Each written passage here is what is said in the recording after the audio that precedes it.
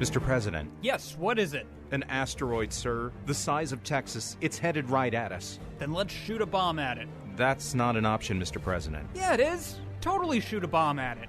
That would not be enough, sir. Then let's shoot all our bombs at it, right? We're gonna die anyway. We might as well have some fun. Mr. President, I'm not sure you're grasping this. Okay, well, somebody turn that music off. It's freaking me out. There is one person who might be able to help. Then go get him. It's not a him, sir. Okay. Big-boned man, young and of my dream, struggles to get the live bird out of his throat. It sucks. Big-boned man, young and of my dream,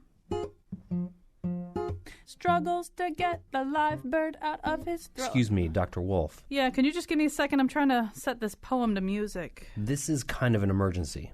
Kelly Clarkson is pregnant? I'm not sure about that, Doctor, but a deadly asteroid is on a collision course with Earth.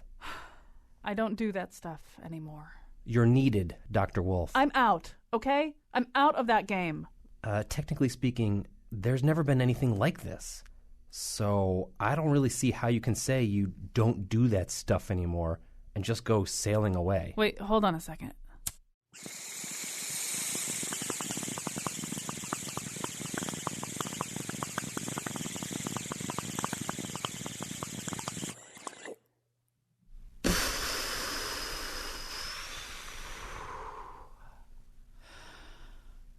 What you just said was totally intense. I'll do it. But first I'm going to need that disaster movie music turned back on. And then I'm going to need a ton of canvas. And the 9 best sailors in the America's Cup. We're going to fly up there, land on the asteroid, put a sail and rudder on it, and go tacking off in some other direction.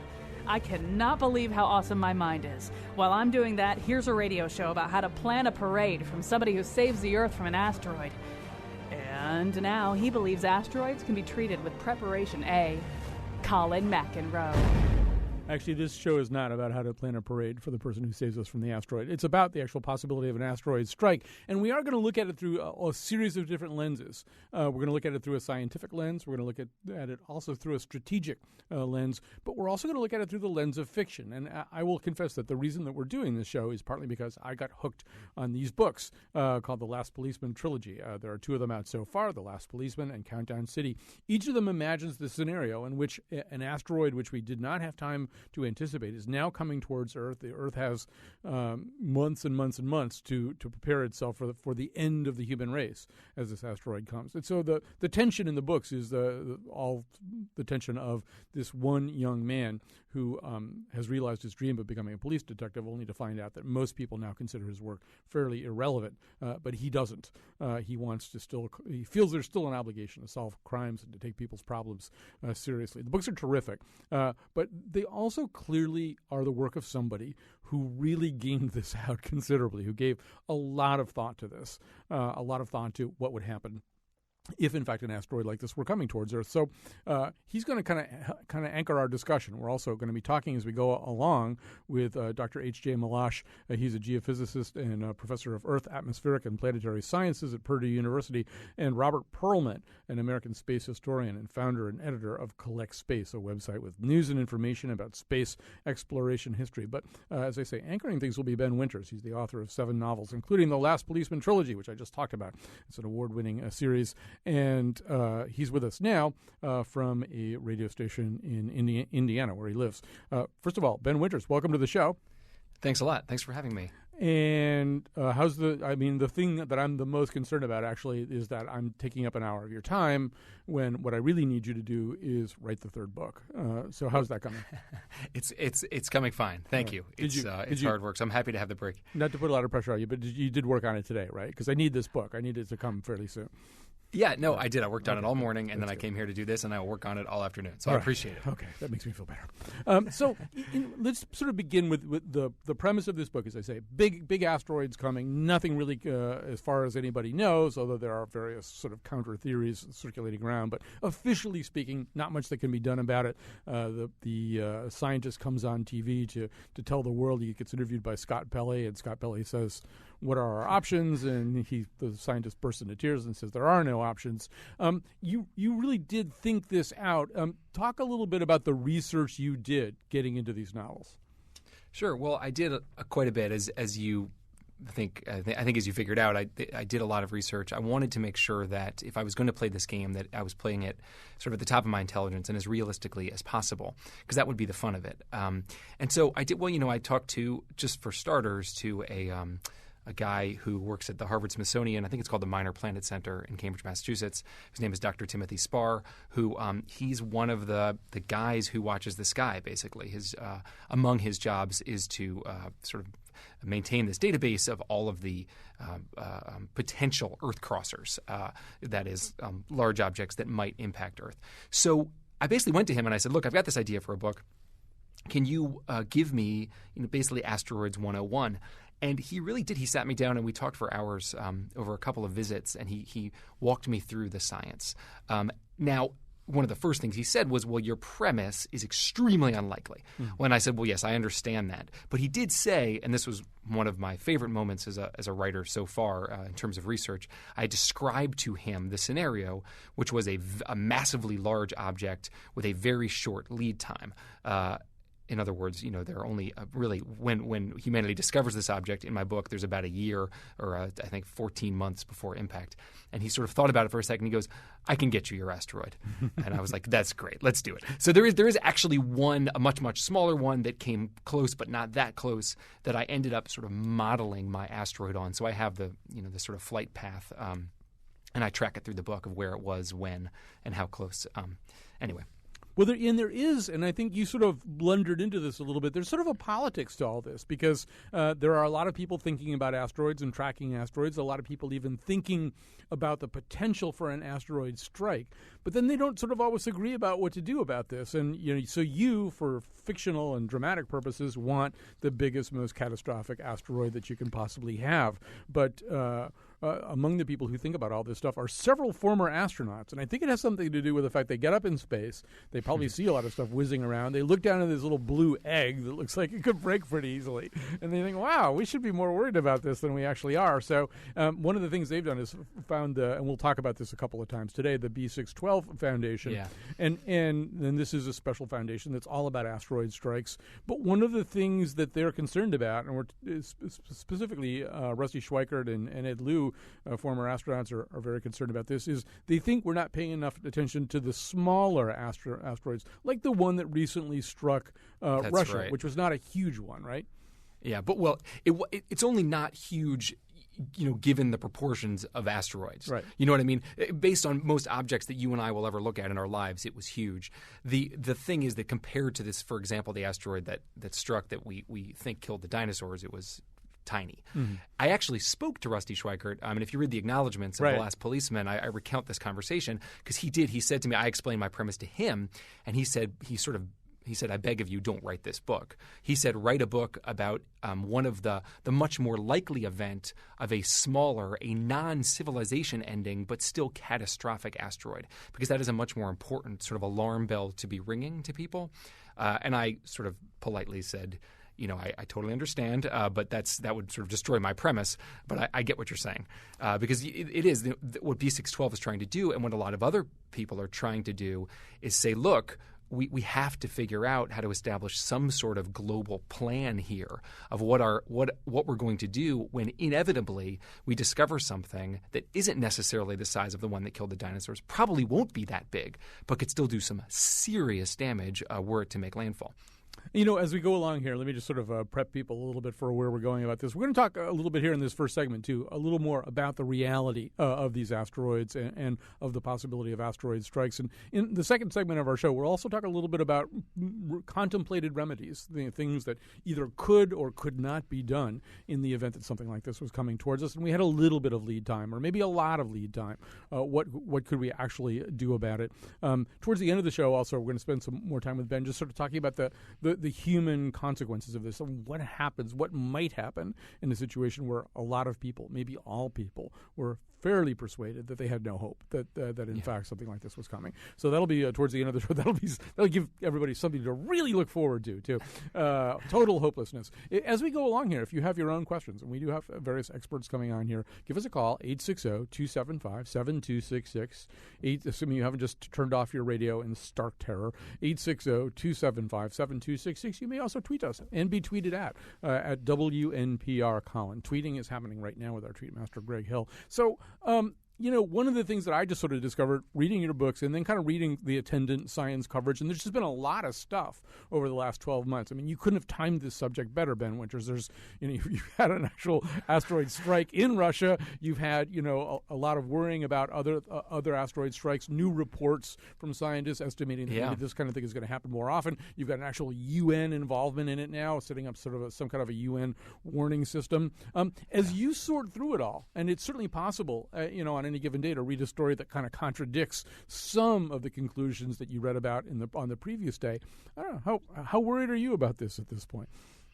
It's hard to, and this is sort of the problem in terms of the efforts of groups like B612, it's hard to get super worried about it on a day-to-day basis.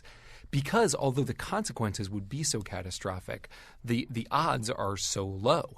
Even given new research, even given our understanding, our evolving understanding of where the asteroids are and how big they are, the odds of this event occurring remain, compared to the odds of other kinds of terrible things that could happen in the world, quite low.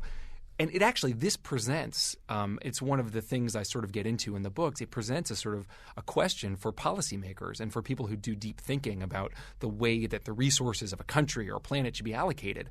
How seriously do you worry about things that, although they probably won't happen, if they do happen, will be super dangerous and bad, as opposed to things that have a much greater chance of happening, but if they do happen, will be bad, but not as bad? How do you weigh these things? So beside reading a lot about asteroids and talking to a lot of people about asteroids, I also did some work just thinking about the question of probability and odds making and how you deal with that as a society. So for me personally, I don't wake up every day going, oh, today might be the day. It's coming. But it did make me sort of take a step back and look at, I guess, the way that we think about trouble, the way we think about the chance of any, various kinds of bad things happening. But what are you going to do? You got to live your life. I mean, one of the most recent reports concerns an astronaut that recently passed by our planet, and I think we didn't even know it was coming until we saw it pass. It's coming back in 2032, and the number I saw, there was a 1 in 63,000 chance that it would strike Earth, which is a very small chance, although I would prefer a 0 in 63,000 chance, as your narrator keeps pointing out, as Hank Palace tells us all the time. Anytime there's a 1. That's right. That's right. The other number can really be big, but there's still that 1, which means that there's actually a chance. Right. And as Mike, and as he points out, or as another character points out, once it's actually happening, in other words, once the event is actually occurring, then the odds of it potentially occurring are moot. Once an unlikely event, once it actually occurs, it doesn't matter whether it was unlikely or not. It's happening. So if at some point we pass that point and it's actually happening, then it won't matter how unlikely it was. If that 1 in 63,000 chance comes to pass, then suddenly it's a 1 in 1 chance. It is happening. It is real, and we'll just have to deal with it. Well, let's bring another voice into this conversation. As I said, Dr. H.J. Malash is a geophysicist and professor of Earth, atmospheric, and planetary sciences at Purdue University. J. Malash, as I was saying before, one reads all kinds of things, in the science section of the New York Times and elsewhere, and in Nature and places like that, where scientists are saying, well, maybe there's going to be more of these than we thought. There might be a strike the size of the Chelyabinsk space rocks that hit Russia last year, maybe every decade or two. We know that big asteroids have struck Earth in the past, a really big one in 1908. So how does the average person sort out all of these reports and understand how real, in some of the ways that Ben is talking about, how real the dangers are? Well, I think it's really difficult to grasp. As Ben was saying, it's really difficult to grasp how to deal with an event that is very, very unlikely to happen, but will be utterly catastrophic if it were to happen. And that's been a problem that people thinking about the hazards from asteroids and comets have had to struggle with for many years. I personally do not yet have an answer to that. One can throw statistics around and do computations. One says you're more likely to die of a huge asteroid strike than you are in a plane crash. And as far as the numbers go, that's correct. But what that is counting is that everybody on Earth dies if there's a big, very, very unlikely impact event, and yet plane crashes do occasionally occur. So it's really difficult to grasp. What's a little bit easier to grasp are the events that happen, for example, at Chelyabinsk, because they're much more common. And we think that at least in those cases, we're more hopeful that we can do something about them. How good are we at spotting these things? Now, Chelyabinsk was, as Ben was saying, compared to most things in the world you'll ever look at, it's a really big asteroid. Compared to most asteroids, it's maybe not so big an asteroid. But we know that one did strike. We know that in 1908, they've been very nice about hitting Siberia. We know that the so-called Tunguska event happened in 1908, a bigger asteroid probably than what hit Chelyabinsk. But, Jay, how good are we at knowing these things are coming, seeing them out there in outer space? Well, the answer to that question depends upon the size. We're pretty good at spotting big things.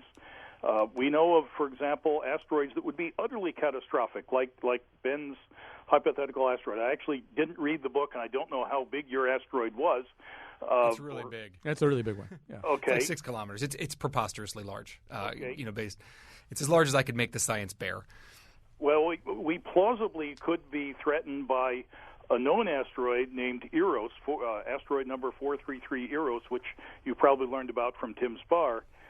That's about 30 kilometers long and 10 kilometers in diameter. It's kind of shaped like a peanut. If that were to impact, that would be bigger than the dinosaur killer.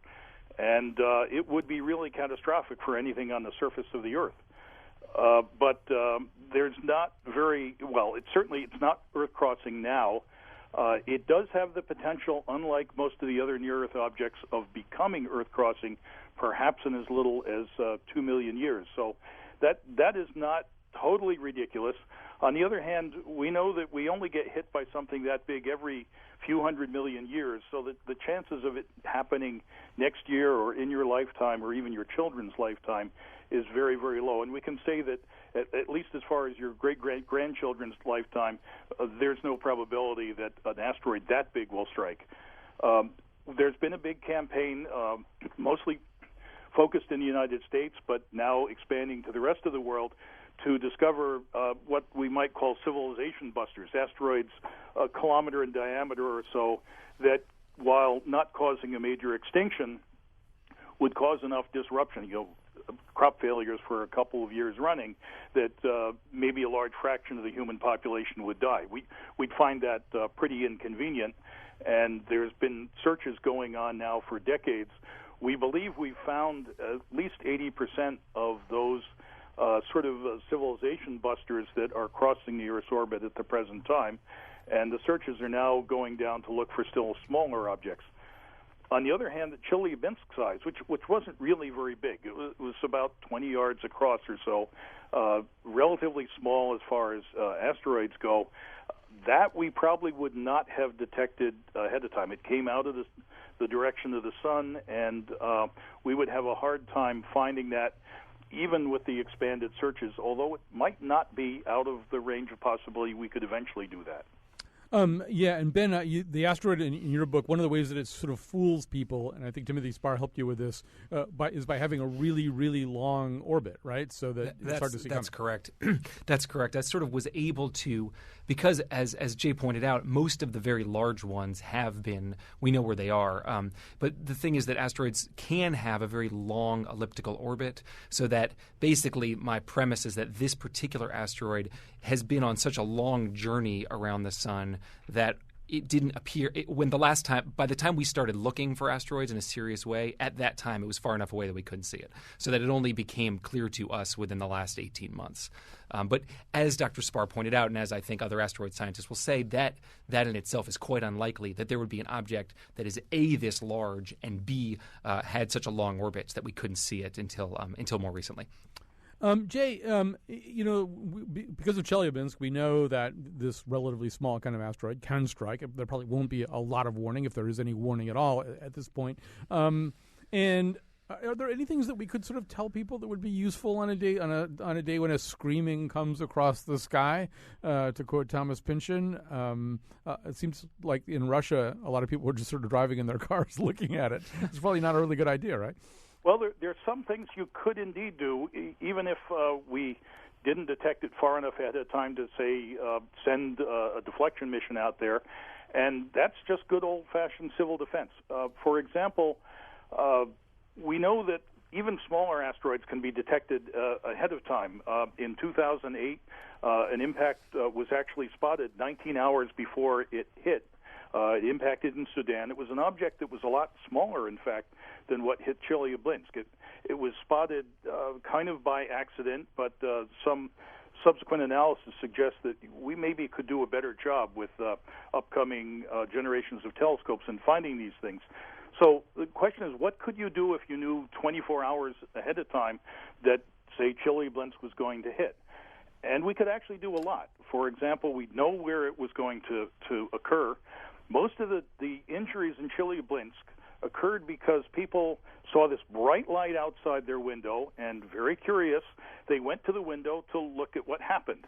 What actually occurred is that about a minute later, the shock wave arrived, blew the windows out, and they were then shot through with glass from the windows.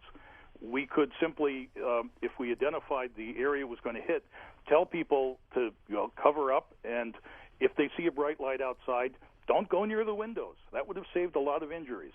Do they always hit, or do they blow up in the atmosphere? At the end of the Ben's book, I was a little uncertain about that. What happens when an asteroid enters our atmosphere? Well, it, again, depends an awful lot on the size, but something in the range of Chelyabinsk, as it comes into the atmosphere at high speed, it runs into the atmosphere almost at that speed, like 20 kilometers per second, like running into a brick wall. And the asteroid, which might be a rocky object, which we think the Chelyabinsk object was, begins to break up under the forces of running into the atmosphere. And it really isn't an explosion in the sense of a detonation of a chemical explosion or anything like that. It's really a very sudden release of energy. As the object starts to break up, it releases more energy to the atmosphere. That breaks the fragments into smaller fragments that then release more energy. So there's a cascade of energy release that appears to be a detonation from a distance, but it isn't really that. Although the energy released makes a shock wave in the atmosphere as well as the bright light, and it's that shock wave for this kind of event that does the damage on the ground. We're going to go into our next segment and talk a little bit more about plans for deflection or how realistic any of that stuff is. But while we've got you here, you alluded to deflection a little while ago. I mean, how hopeful are you that we can figure out ways to save ourselves from certain sizes of dangerous asteroids? I'm very hopeful that we could do something with the civilization buster size. I'm pretty confident that with the next generation of telescopes, we can predict even the smaller kind of city busters like Chelyabinsk. And that, asteroids, unlike most other hazards like hurricanes or something, asteroids are predictable. And if we only do the right things about finding them in advance, we can actually defend ourselves against them. But nevertheless, you keep in mind that asteroids have hit in the past. They are part of our natural environment, and there is absolutely no doubt we will be hit again in the future. It's not a matter of whether; it's just a matter of when. All right. That's right. People say to me, "Is this going to happen?" And I say, "Well, eventually." Yeah, eventually, yeah. All right. On that cheery note, we're going to grab a break. Thanks again to Dr. H.J. Malash.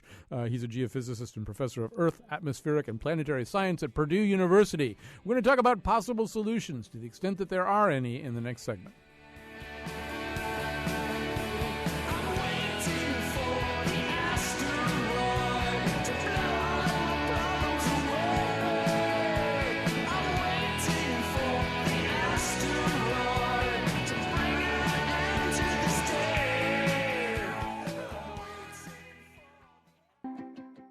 All right, so let's imagine that there is an asteroid coming. By the way, this is our asteroid. There's an asteroid coming show. 860-275-7266. If you want to be part of the conversation, you may also tweet us at WNPR Colin. Greg is tweeting right now, so you can be tweeted at. But you may call it 860-275-7266. We're live here in the afternoon. So imagine an asteroid is coming. We'll talk in this segment about various things that might or might not be done, ways we either should have gotten ready or could get ready right now. We'll talk about detection. We'll talk about deflection. But yeah, probably when you think about ways to defeat an asteroid, your mind may jump to heavy artillery, things like lasers or Bruce Willis in Armageddon. What is this thing? It's enormous. It's an asteroid, sir. It's the size of Texas, Mr. President. What kind of damage? Total, sir. My God. Nothing would survive, not even bacteria. What do? We blow this thing up from the inside. You can blow it up from the inside. I don't really know. I watched the movie many times. I know exactly what's being said there. Who knows how realistic that is? But there are other ideas about how to deal with this. One MIT student is working on a much lower key approach, a less violent approach to preventing an Armageddon-sized asteroid. This is a segment we like to call... One man has seen more than he should. These men have been secretly negotiating a planned Armageddon. Now powered only by his dedication to the truth and his love of science, he prepares to challenge the unknown. It's a global conspiracy with key players, the highest levels of power. It reaches into the lives of every man, woman, and child on this planet. Step into the dangerous world of Patrick Scahill. The impossible scenario that we never planned for? Well, we better come up with a plan. Patrick Scahill, the most scientific man in the world. Sung-Wook Peck studies asteroids. He's a graduate student at MIT, and one day he found himself riding a bike thinking about how we could deflect an asteroid hurtling toward Earth. He says cherry blossoms were in bloom on MIT's campus, and he was navigating across a path littered with little balls of fruit. Whenever I ride bicycle on it, it pops up and made my bicycle tire dirty. And then the idea hit him, exploding balls of color. Probably not the first thing that pops to mind when you think about diverting a planet-destroying asteroid, but Peck's idea is brilliant in its simplicity. Here's how it works. A delivery system hovers near an asteroid, peppering its surface with a shower of tiny objects.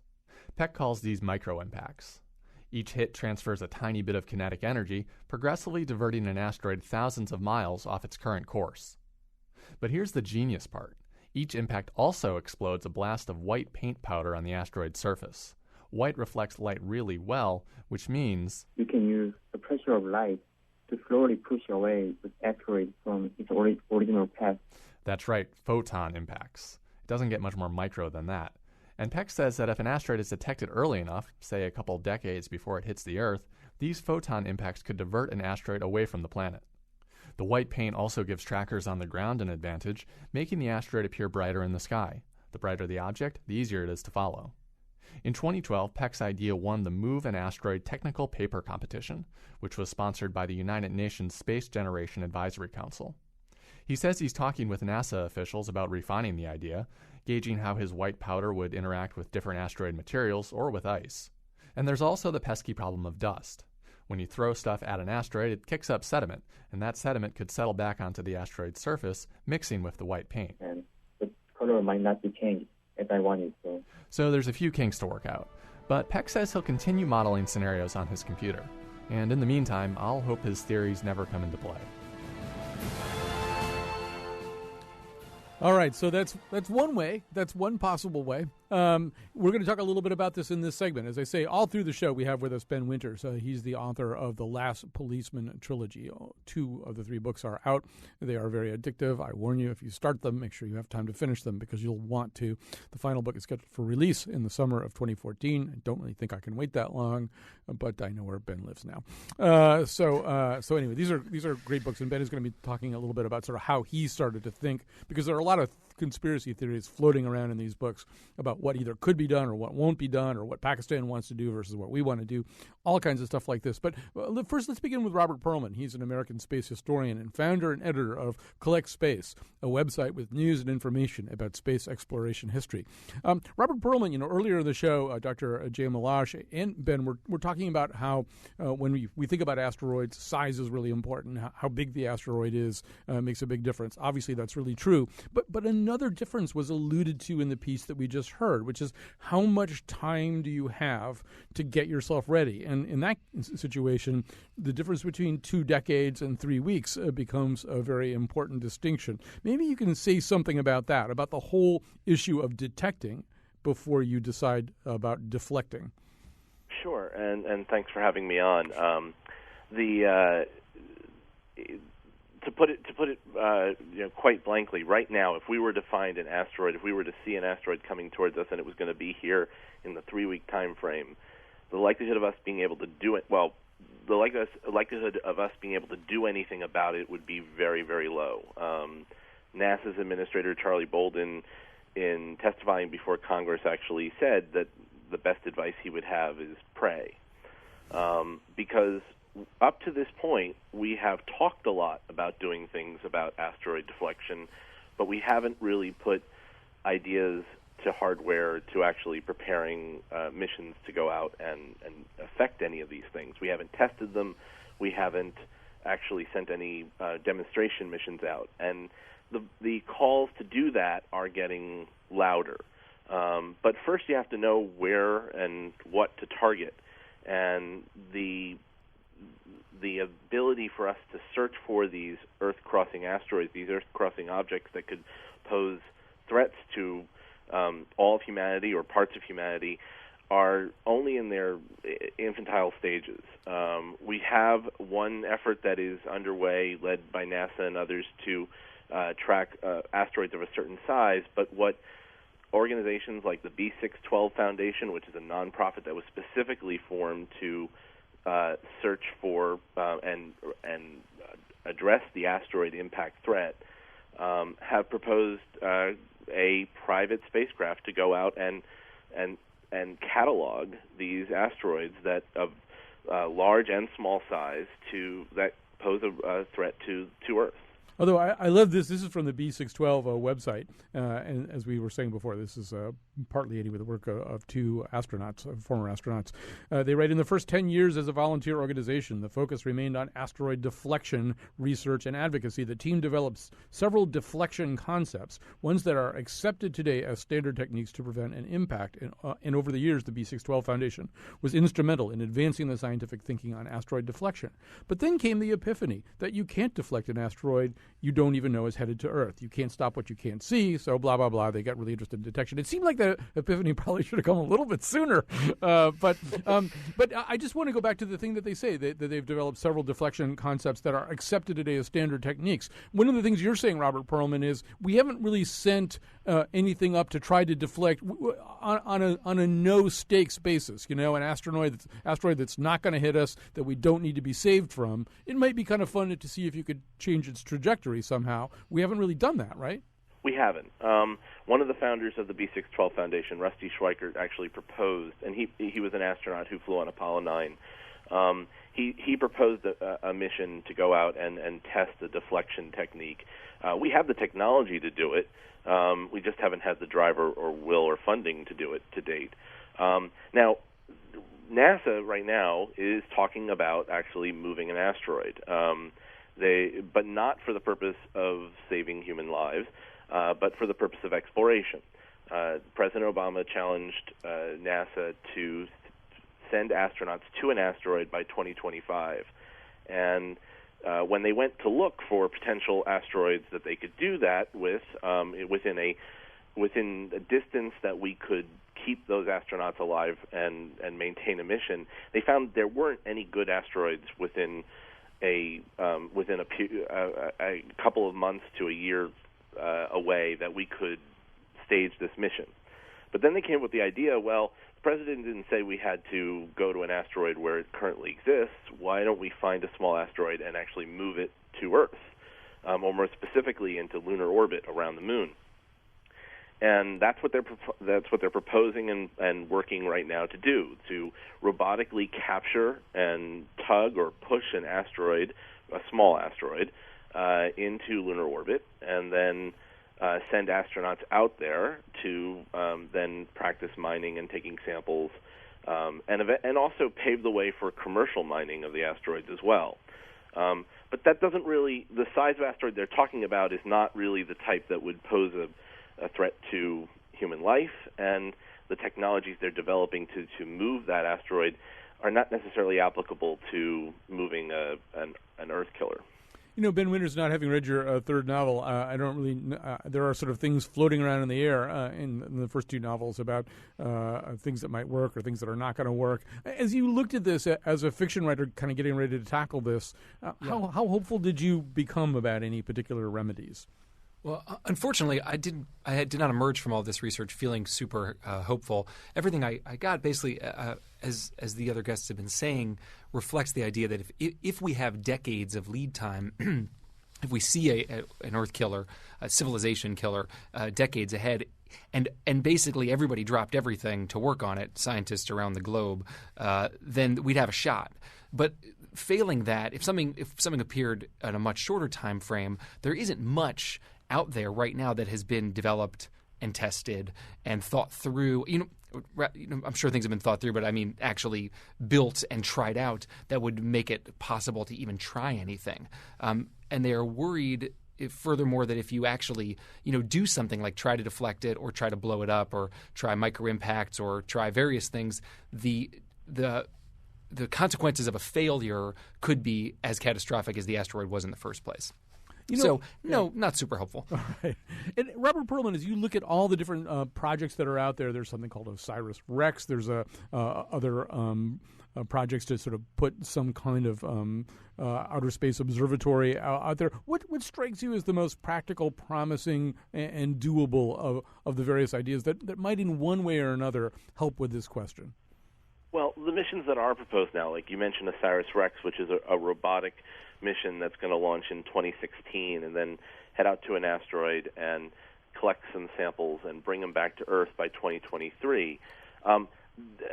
That mission, the B612 Sentinel mission, they each play a part. The OSIRIS-REx mission will help us better understand the composition of asteroids. One of the big challenges is not just size and distance and how far away it is and how much time we have, but understanding once we know that there's an asteroid coming towards us, what it actually is made of. There are different types of asteroids, solid rock type asteroids, and also these clumps of rock and dust and ice that are held together by gravity, but would react completely differently if you were to, say, detonate a bomb to one side of it to push it out of the way than would a solid rock. And so we're sending these missions out now to learn more about the nature of asteroids themselves and to find them in where they're orbiting. I don't know if one advances our ability to protect ourselves more than any other.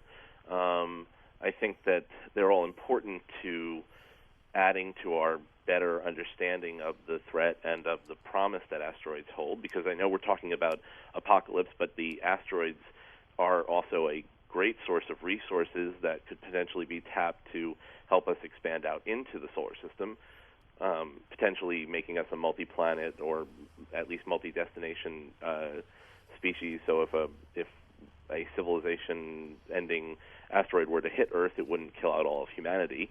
But until we start undertaking actual missions that are specifically designed at looking at technologies to move asteroids for the sole purpose of deflecting them from our path, it's small steps. We really do need a demonstrator to show if pushing or pulling an asteroid is the better approach. There's been lots of studies, and those can go only so far until you actually put the spacecraft in space and try it.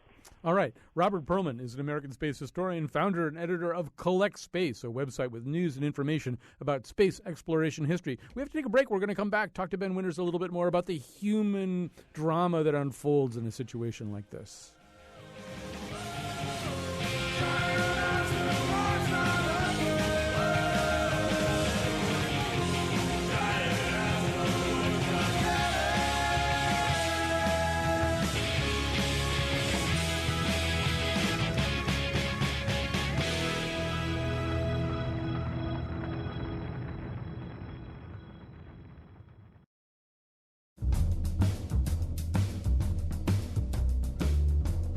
Hold on.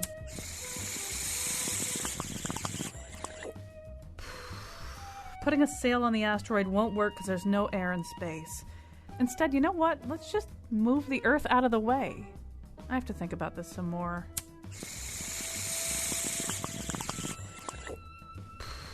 Today's show was produced by Betsy Kaplan and me. Our intern is Tess Aronson. Greg Hill is our tweet master and appeared in the introduction along with Ray Hardman and President Tucker Ives. For links, stories, and photos of the Faith Middleton Show staff having one last extra virgin olive oil wrestling party before the asteroid hits, go to WNPR.org. On tomorrow's show, a conversation about the drug known as Molly and its place in the world of electronic dance music. And now, back to Colin. I kind of want to see those pictures, and I kind of don't. All right, so we're talking to Ben Winters right now. He's got these novels called the Last Policeman Trilogy, two of which are out right now. They do take place in a scenario where at the beginning there's, 14 months or something left before this horrible asteroid hits and kind of ends everything. And the second one, the asteroid's getting closer. Now, Ben, one of the things that you really had to think about that was a little bit harder to game out scientifically is just how people would react, how people would think about their lives, their marriages, their families, their jobs, what things people would keep on doing and what things people would stop doing, and then what would happen to systems like cell phones and the internet and stuff like that when people lost interest in doing the things they currently do to keep them going. So talk us through a little bit of that. Well, that's where the real fun of the writing of this series has come in. Is that I did try really hard to ground all the science of the asteroids. But then once you get past that and you get to the sort of stark fact that the world is going to end in a certain amount of time, a certain limited number of months, then you quickly come up to all of these questions about how human beings lead their lives, us as a civilization, and then each of us as an individual. It sort of pushes to the forefront all of the questions that we sort of have in the background every day. How seriously am I going to take my job? How much time do I want to spend with my family? How much time do I want to spend by myself? Do I want to, spend my money on, having lavish meals, or do I want to spend my money on, savings, putting things aside? So all of these questions, when suddenly you're living on this very limited timetable, it starts to it brings up all this really fascinating, to my mind, really interesting stuff about what it means to be a person in a civilization. So my hero of my books is a young guy who has just been promoted to police detective, and he's only been promoted because a bunch of the other police detectives quit as soon as the asteroid became a reality. And so he's got this chance to do his dream job, while meanwhile, all around him, everyone is saying, well, what's the point? Who cares? And in the first book, he's got, there's been a suicide, and he thinks it was a murder, and he's going to get to the bottom of it no matter what. Even though the world is full of suicides right now, a lot of people are choosing this way out. And even if it does look suspicious, everyone else on the force and everyone else in his life is like, well, who cares? What's the point of spending the time and resources to try to figure this out?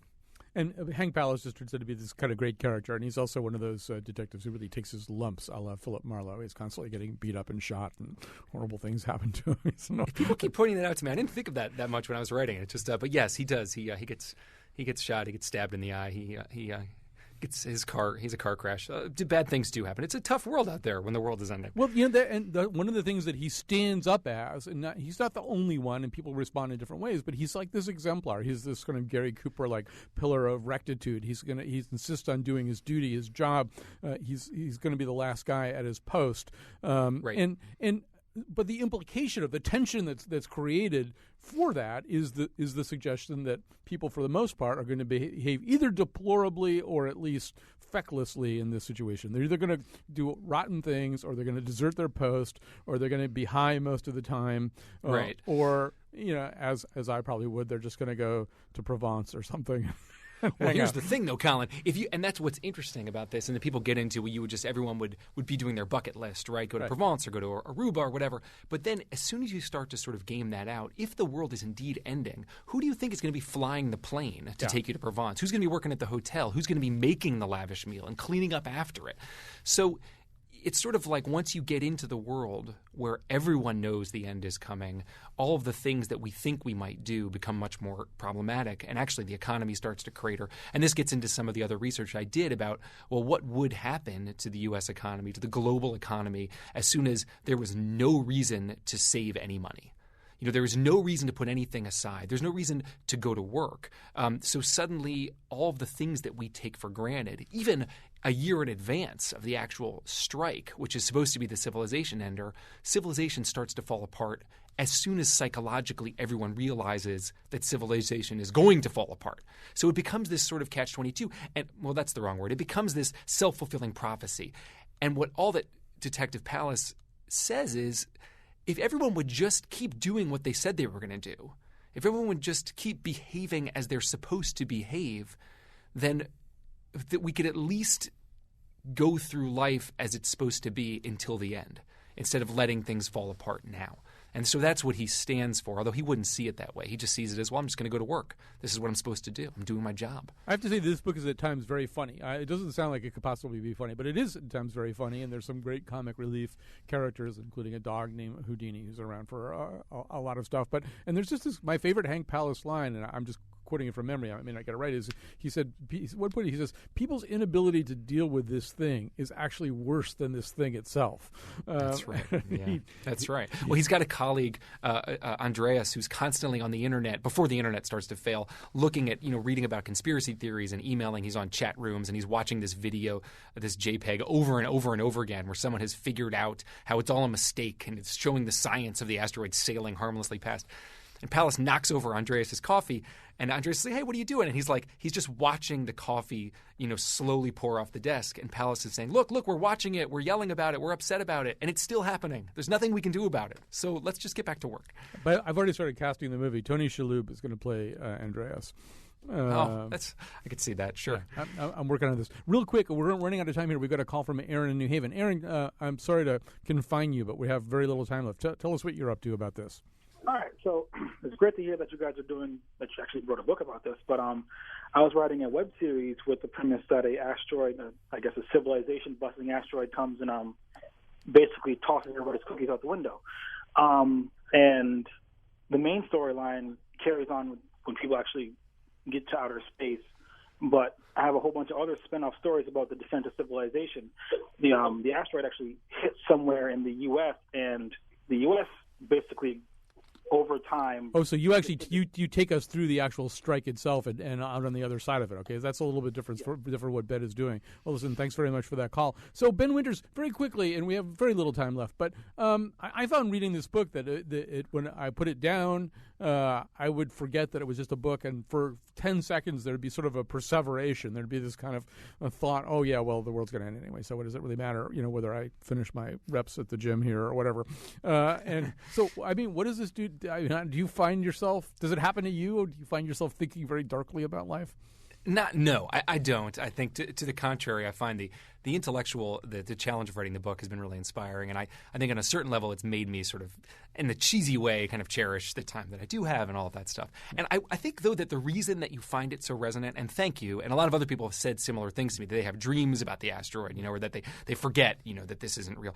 But I think it's because, ultimately, we're fascinated by asteroids because we're all going to face our own asteroid one day, right? The very basic metaphorical level on which this book works is that we're all going to die one day. I mean, spoiler alert, right? Yeah, this life ends. So it strikes us this sort of deep chord of like, well, in a way, this situation is real. We are all on this timetable. We have the perfect way to segue from what you're doing to the end of our song, which is our show, which is a great Jill Sobule song about exactly that. It was a good life. It was a good life. I said a boom, boom, crash, crash underneath the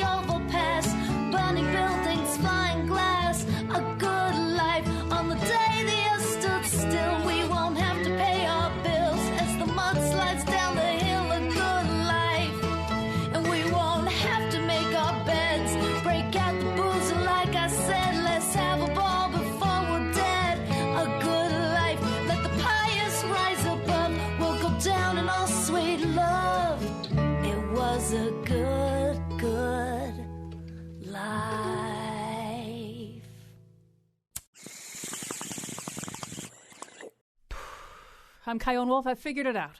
We tie a lasso around the asteroid and then like a slingshot. Hey, is that nacho cheese? What were we talking about?